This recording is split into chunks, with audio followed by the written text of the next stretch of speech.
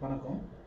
இப்போ நம்ம எதை பற்றி பேசுகிறோம் அப்படின்னா, ஒரு கட்சியிலேருந்து இன்னொரு கட்சிக்கு தாவுறாங்க இல்லைங்களா, அதை பற்றி தான் நம்ம பேச போகிறோம். இப்போ அது இதனால் என்ன ஒரு பாதிப்புனா, நம்ம மக்களுக்கு ரொம்ப பாதிப்பாகுது. எதனால் அப்படின்னா, இப்போ ஒரு ஓட்டு போடுவாங்க இல்லையா, இப்போ ஓட்டு போடுறதுனால வந்து மக்களுக்கு வந்து கம்பல்சரி ஓட்டு வரும்போது அது போட்டுடுறாங்க. ஆனால் என்ன ஆகும்னா, இந்த கட்சியிலேருந்து இன்னொரு கட்சிக்கு போயிட்டாங்கன்னு வச்சுங்க, மறுபடியும் ரீஎலெக்ஷன் வருது. அப்போ அந்த ரீஎலெக்ஷன் வரும்போது என்ன ஆகுதுன்னா, மறுபடியும் அந்த மக்கள் மறுபடியும் ஓட்டு போடணும். அந்த ஓட்டு போடும்போது என்ன ஆகுதுன்னா, மக்கள் காசு தான் வீணாகுதே தவிர, அது வந்து புதுசாக ஒரு ஃபார்மாலிட்டி அப்படிங்கும்போது எப்படி அதுனாக்கா, இப்போ வந்து ஓட்டெல்லாம் போடுறான்னு வச்சுங்க. இப்போ நான் வந்து புதுசாக வந்து நிற்கிறேன் அப்படின்னாக்கா, நான் ஒரு வந்து பெரிய பிரபல் அப்படின்னும்போது, இப்போ அண்ணன் விஜய்ன்னு நினச்சிக்கங்க.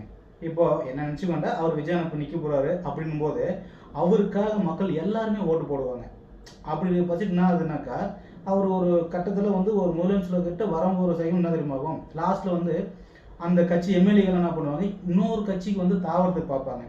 தாவறதுக்கு கம்பல்சரி போயிடுறாங்க. அப்படி தான் போயிருக்காங்க சில கட்சியிலேருந்தெல்லாம். ஏன் அப்படின்னா, ஃபார்மேட் இருக்கும்போது ஒரு எதிர்காலம் பார்த்தீங்கன்னாக்கா, முன்னாள் நம்ம கேப்டன் அண்ணா அவர்களை கூட நீங்கள் பார்த்துருக்கலாம். அவர் முகத்துக்காக தான் வந்து எல்லாருமே ஓட்டு போட்டிருப்பாங்க. அவங்க யாருன்னே தெரியாதவங்களாம் மினிஸ்ட்ரி, எம்எல்ஏ எல்லாமே ஆகிட்டாங்க. ஆனால் அவர் கட்சியிலேருந்து எல்லாமே இன்னொரு கட்சிக்கு போயிட்டாங்க. அப்போது அந்த ஒரு ஃபார்மேட் வந்து அந்த கட்சியிலேருந்து ஒரு கட்சிக்கு போகாமல் இருக்கிறதுக்கு நம்ம புதுசாக ஒரு சட்டங்கள் வந்து கொண்டு வரணும்னு சொல்ல வரேன். அப்படி கொண்டு வந்தோம் அப்படின்னாக்கா, கடைசி வரையுமே வந்து அந்த கட்சியிலேயே அவங்க இருக்க போகிறாங்க. மக்களுக்கு அந்த பாதிப்பு ஆகிருக்காது. இப்போ நான் வந்து ராஜினாமா பண்ணிடுறேன், ராஜினாமா பண்ணிட்டேன்னா இன்னொரு கட்சிக்கு அவங்க போக தேவையில்லை. இந்த இந்த ஆண்டு வரையும், அந்த 5 ஆண்டுகளா 5 ஆண்டுகள் வரையும் வேறு எந்த கட்சிக்குமே அவங்க வந்து சேரக்கூடாது. சேர்ந்தாலும் அவங்க வந்து ஓட்டும் போடக்கூடாது. அந்த மாதிரி ஒரு சட்டத்தை கொண்டு வந்துட்டோம்னா என்ன ஆகுன்னா, அவங்க 5 வருஷம் கழித்து மறுபடியும் இன்னொரு கட்சிக்கு போட்டோம். அது யாரையும் வந்து நம்ம என்னன்னு சொல்லலை.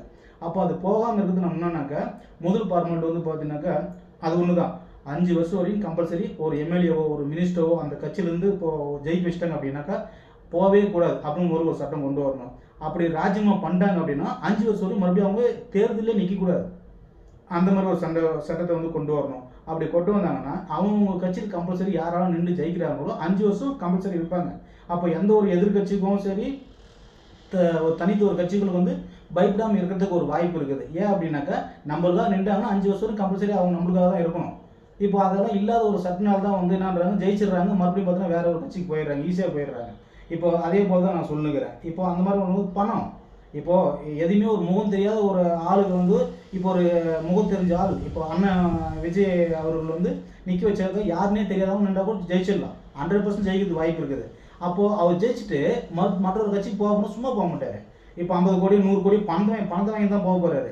இப்போ இவர் வந்து வேண்டாம் அப்படின்னு சொல்லி தடுக்க முடியுமா? இல்லை அவர் எதுனா சொல்ல முடியுமா? எதுவுமே சொல்ல முடியாது. அதனால தான் அந்த ஃபார்மாலிட்டி முதலே நான் சொன்னேன். இப்போ என்னன்னாக்கா, 5 வருஷம் வரையும் நீங்கள் இந்த கட்சியில் ஜெயிச்சிட்டீங்க அப்படின்னாலும் சரி, நின்று தோத்தாலும் சரி, மற்றொரு கட்சிக்கு வந்து நீங்கள் போகிறதாக இருக்கே இருக்காது. இந்த கட்சியில் வந்து அதுதானே.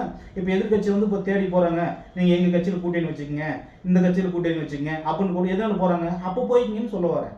கட்சியில் நின்று இது மாதிரி எதுவுமே சரி, நான் வந்து எம்எல்ஏக்கோ மினிஸ்டருக்கோ முதலமைச்சருக்கோ எல்லாருமே எல்லா கட்சிக்காருக்குமே நான் சொல்ல வரேன். ஒரு கட்சியிலேருந்து இன்னொரு கட்சிக்கு போகிறது வந்து பார்த்தீங்கன்னா, லாஸ்ட் ஒன் டைம் 5 வருஷத்துக்கு பிறகு தான் அந்த கட்சிக்கே போகணும்.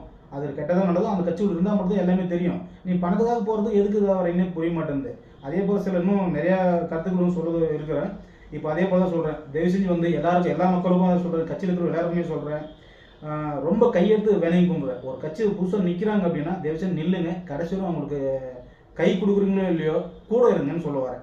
5 வருஷமாவது 5 வருஷம் கூட இருந்துட்டு அதுக்கப்புறம் போகணும்னு சொல்ல வரேன். அண்ணன் கேப்டன் அவர் பண்ண மாதிரியோ, இனி வர நடிகர்களுக்கோ, இல்லை யாரெல்லாம் புதுசாக கட்சி தொடங்குறாங்களோ அவங்களுக்கெல்லாம் வந்து தயவு செஞ்சு வந்து ஆசை காமிச்சு லாஸ்ட்டில் மோசத்தை பண்ணாதீங்க. அது ரொம்ப வந்து ஒரு எப்படி சொல்கிறதுன்னு தெரில. அதனால் வந்து வேண்டாம். இனி வந்து எல்லா கட்சிகளுக்கும் நான் ஒரு வேண்டுகோள் வச்சுருக்கேன். அவ்வளோ இது மாதிரி மறுமட்டும் சொல்ல விரும்பல. அந்த ஒரு ஃபார்முலா மட்டும் கொஞ்சம் கொண்டு வாங்க. இந்த கட்சி வந்து இன்னொரு கட்சி போகிறது மட்டும் வேண்டாம். அது புதுசாக ஒரு சட்டத்தை மட்டும் கொண்டு வாங்க. அப்படி கொண்டு வந்தாங்கன்னா மக்களுக்கும் பாதிப்பு கிடையாது, எந்த கட்சிக்கும் பாதிப்பு கிடையாது. அந்த எம்எல்ஏ போய் கூட்டின்னு போய் ஒரு லாட்ஜில் வைக்கணும் அவசியம் கிடையாது. இவங்க ஓட்டு போகணும் அவங்க ஓட்டு அவசியம் கிடையாது.